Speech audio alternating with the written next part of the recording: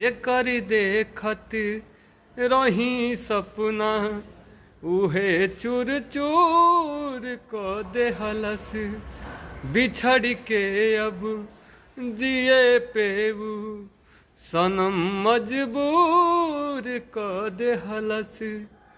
जहर ई अब पीही कैसे नहीं पिए हम पाइब हो।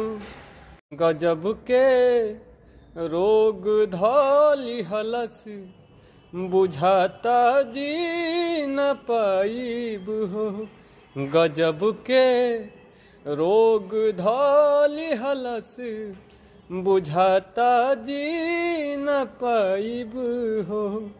मिलन ऐसे अधूरा बा, मिलन ऐसे अधूरा बा, लागता मरिए जाइब हो।